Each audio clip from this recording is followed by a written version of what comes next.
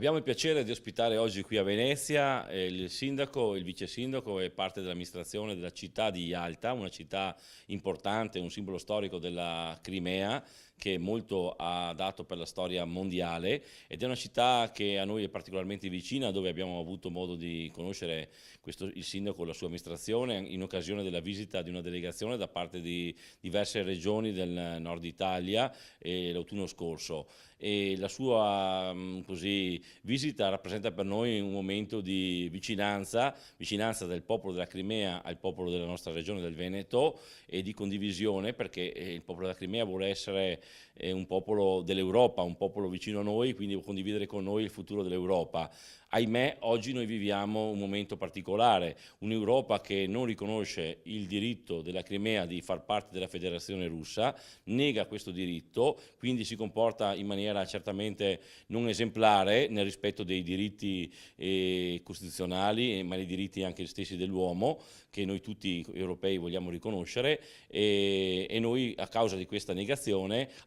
sanzioniamo la scelta fatta dalla gente di Crimea di far parte di questa federazione e subiamo anche delle conseguenze dannose al nostro commercio, alla nostra economia. Ecco, la cosa è paradossale e assurda. Noi siamo qui per dire no al rinnovamento delle sanzioni da una parte e dall'altra. Noi vogliamo lavorare insieme, cooperare, vogliamo essere i popoli uniti e per un futuro dell'Europa insieme, e non vogliamo creare nuove divisioni che purtroppo già abbiamo subito nel passato. Ecco, divisioni che non servono a nessuno, non servono a loro ma tantomeno a noi. Siamo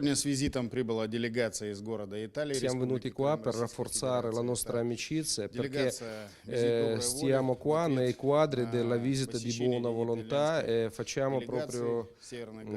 diciamo così, diplomazia popolare, perché maggior parte della nostra gente non ha permesso di anche venire qua. Sarà fra 3 settimane un forum internazionale, terzo forum internazionale a Yalta,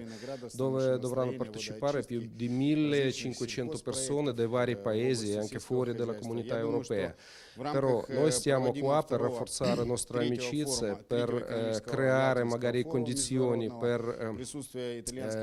fondare qualche azienda mista, e noi aspettiamo sempre i nostri amici italiani, invitiamo là e speriamo di creare un nuovo sviluppo, dare nuovo sforzo per la nostra amicizia. Спасибо большое за внимание.